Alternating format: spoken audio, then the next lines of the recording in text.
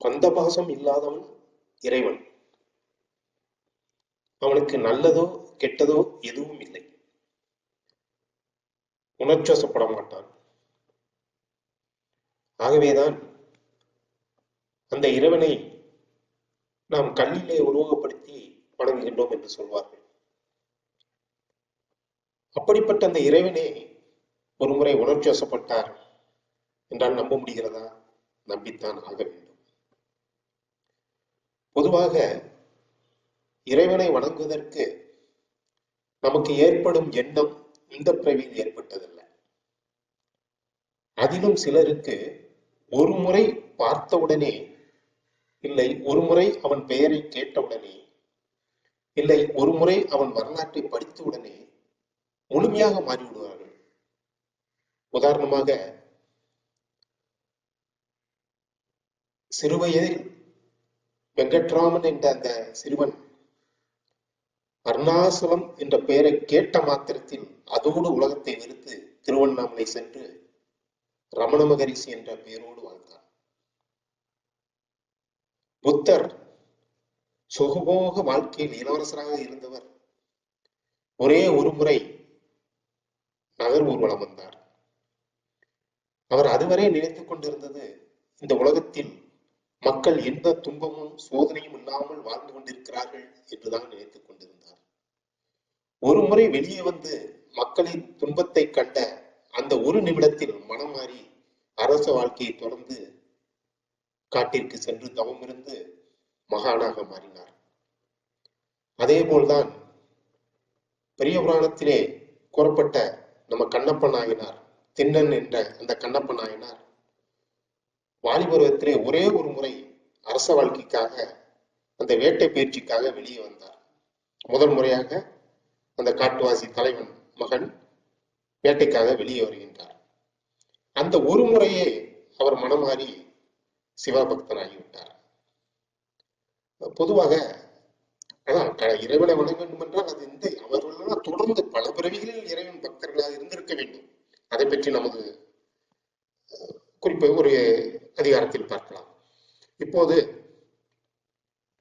கண்ணப்ப நாயனார் என்ற அந்த திண்ணன் வேட்டைக்கு வருகின்றார். இந்த கதையெல்லாம் நம்ம எல்லாருக்குமே தெரியும். ஒரு பன்னியை துரத்துகின்றார்கள், அதை கொலை செய்கின்றார்கள், அதை கொன்றார்கள், வேட்டையாடினார்கள். கூட வந்த இரு நண்பர்களும் அந்த பன்னியை ஒருவர் சுட்டுக் கொண்டிருக்கிறார், அந்த இறைச்சியை.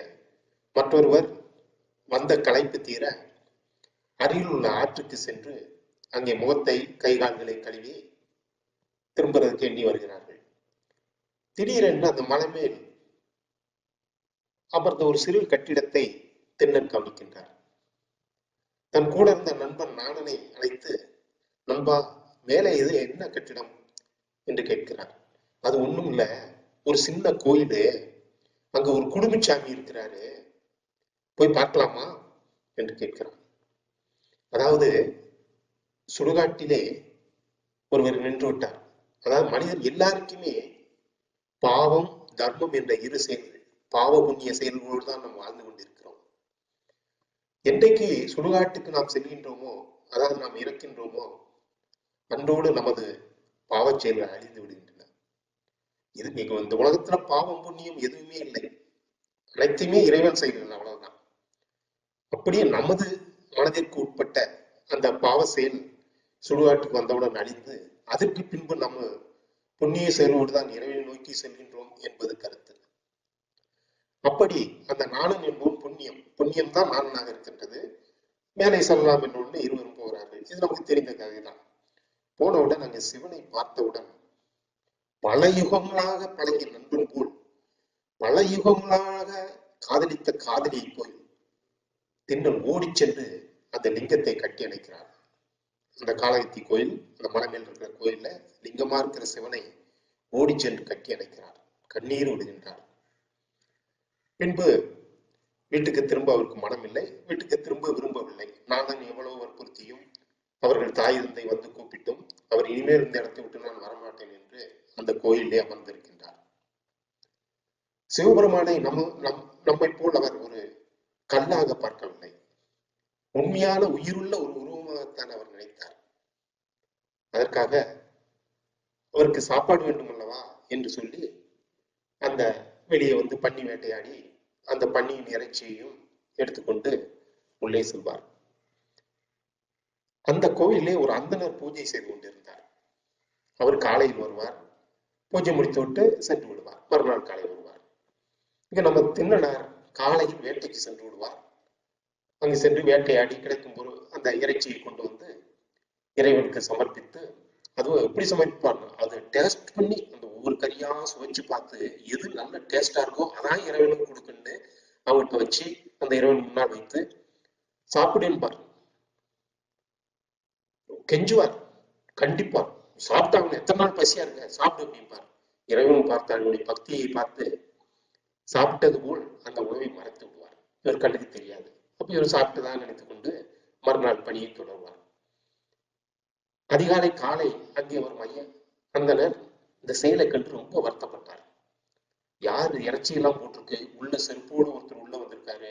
மற்றொன்று என்னன்னா, அந்த திண்ணனோடு ஒரு நாயும் உள்ளவர். அவருக்கு ஆச்சாரம் எதுவுமே கிடையாது, கடவுள் பக்தியை தவிர வேற எதுவுமே திண்ணனாரு கிடையாது.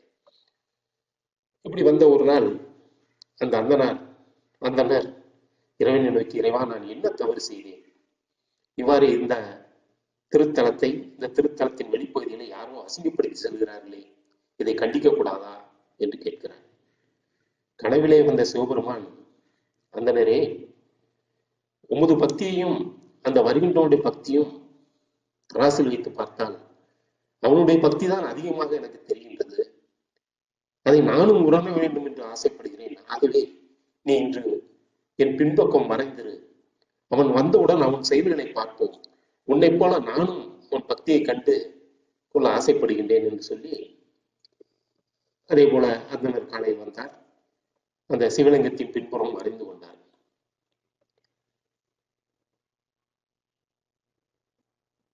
திண்ணன் இறைச்சி எடுத்துக் கொண்டு வருகிறார். அப்போது இறைவன் அவரை சோதிக்க வேண்டி ஒரு கண்ணிலே ரத்தம் வருகின்றது. திண்ணன் வந்து பார்த்தார். அவருக்கு கோபம் தலைக்கு ஏறிவிட்டது. இந்த கொடும் செயலை செய்தது யார் என்று தேடி பார்க்கிறார். ஒன்றுமில்லை, வில்லை எடுத்து அப்படியே கொலை வெறியோடு அலைகிறார். அந்த நல்ல வேலை பின்பக்கம் உட்கார்ந்திருந்தார். அலைஞ்சி கடைசியில என்னென்னமோ மருந்தெல்லாம் கொண்டு வந்து பார்க்கிறார். யார் இந்த கொடுமையை செய்ததுன்னு அப்படியே துடிக்கிறார். கடைசியில இது நமக்கு எல்லாருக்கும் தெரிஞ்சதுதான். கடைசியில அவரு ஒரு கண் எடுத்தப்புறார். அடுத்தாப்புல மற்றொரு கண்ணில் ரத்தம் வருவதாக கதை போகின்றது. அந்த ரத்தம் வரும்போது அடுத்த கண்ணை குத்துவதற்காக தன் காலை சிவனின் நெற்றியில் வைத்து இந்த கண்ணை குத்த முற்படும் போது, அப்போதுதான் ஆசபாசங்களுக்கு உணர்ச்சிகளுக்கு அப்பாற்பட்ட இறைவன், நாம என்ன சொல்லுவோம், திடீர்னு ஒரு காரியம் நடக்கும்போது யாரோ ஒருத்தர் அடிக்கிறான்னு வச்சுக்காங்க, டே அடிக்காத அடிக்காத அடிக்காதமோ, இல்ல ஒரு சின்ன குழந்தை ஏதோ ஒண்ணு தப்பி ஒரு தெரியாம ஏதோ கீழே உள்ள போறோம், பார்த்து பார்த்து பார்த்துன்னு எல்லாருமே 3 தடவை சொல்லுவோம். எப்போதுமே நம்ம அந்த உணர்ச்சிவசப்பட்டு சொல்லும் போது 3 தடவை சொல்லுவோம். அதே போல நந்தனார் தன் கண்ணை பிடுங்குவதற்காக அந்த அம்பை கண்ணிலே வைக்கும்போது நில் நில் நில் என்று வருகிறார். அந்த உணர்ச்சிவசப்படாத அந்த இறைவனே 3 முறை உணர்ச்சிவசப்பட்டு கூறினார் என்றால் அந்த தென்னனுடைய பக்தி என்னவென்று சொல்கிறது. கண்ணப்பா நில், கண்ணப்பா நில், கண்ணப்பா நில் என்று அந்த கண்ணை குத்தி இறைவனுக்கே சமர்ப்பித்த அந்த நிகழ்வை தான் அவர் கண்ணப்பனார் என்று அழைக்கப்பட்டு பெரிய புராணத்திலே மிகப்பெரிய ஒரு கதையாக அது கூறப்படுகின்றது.